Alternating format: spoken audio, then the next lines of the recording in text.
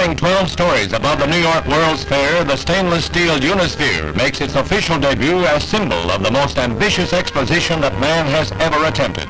Set in 646 acres, the billion-dollar show opens its doors to an expected 70 million people.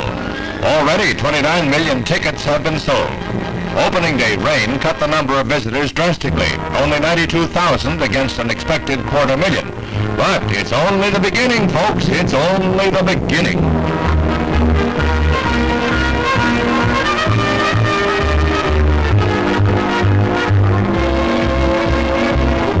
The fair has taken as its theme man's achievements in an expanding universe. Its purpose, an ambitious one, peace through understanding. 66 foreign nations are represented, including 24 African countries that didn't exist a few years ago. The official ceremonies begin with the inaugural parade, the marchers bravely ignoring the rain and paying homage to the old cliche, the show must go on. And go on it does. This is the successful fruition of a dream that began 6 years ago when the germ of the idea was born. A germ that was nurtured to today's grand climax, the greatest fair ever constructed by man.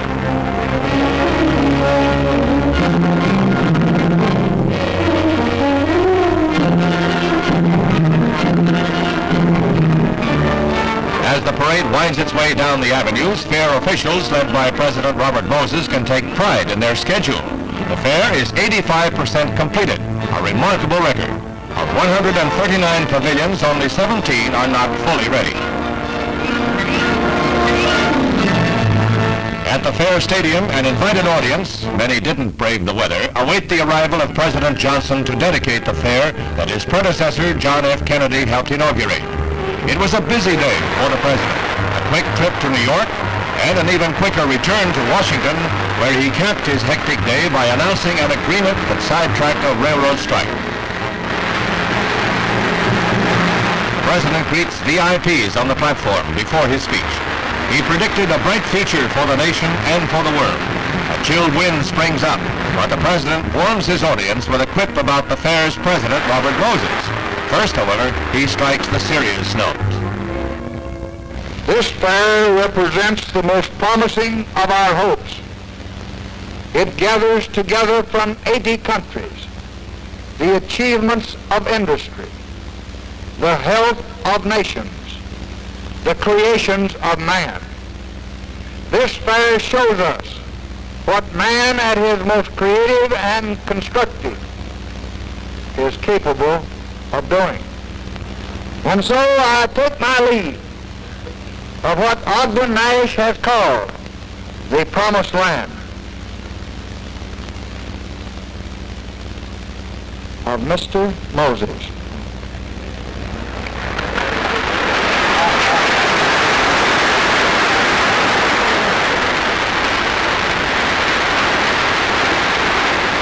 Hoping and trusting that in the future it will not take anyone 40 years to reach it. Thank you very much.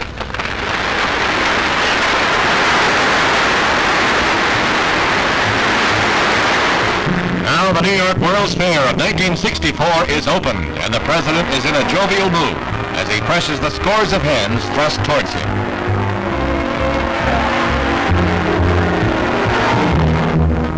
It wouldn't be a World's Fair without offering a world tour right here in New York.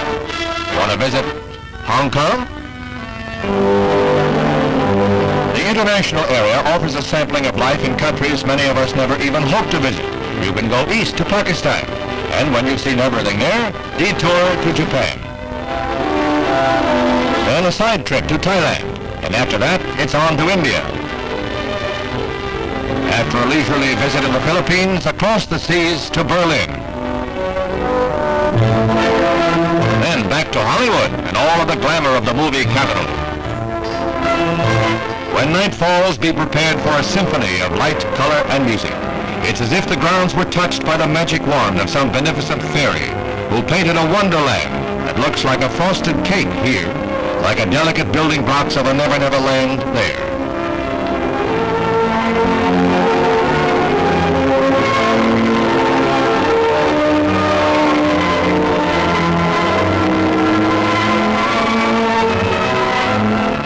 the fountains come to life, they mount a shimmering curtain that rises and falls in great crescendos.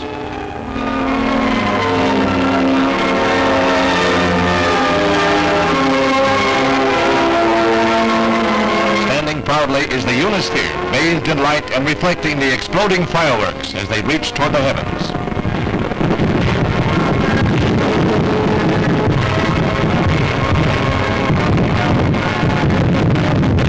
This then is the New York World's Fair. Grand in its concept, it stands as a mighty milestone in man's search for a world that should be.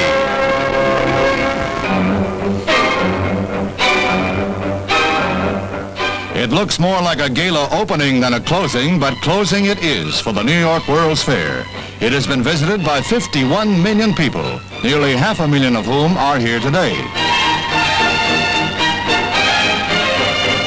To keep for future millennia the memory of this fair and of the world it caught in essence, a time capsule is to be sunk 50 feet beneath the earth alongside the one buried at the previous World's Fair a quarter of a century ago.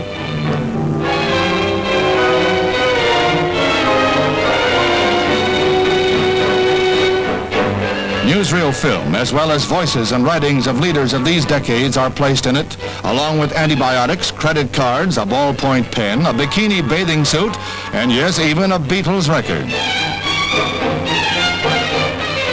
A 7-ton granite marker will be placed above the site.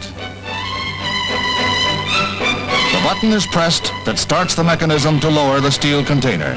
Then it disappears for 5,000 years.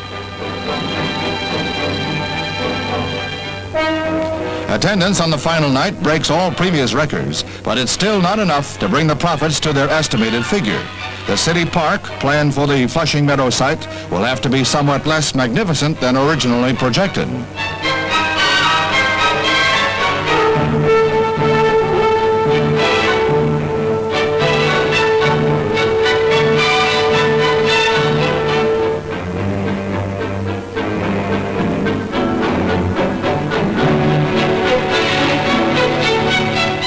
The thousands who pack the boulevards, the plazas, and the pavilions on this farewell night are not concerned with what will be here next. They are here to make the most of what's so fleetingly here now, before the flags are lowered for the last time.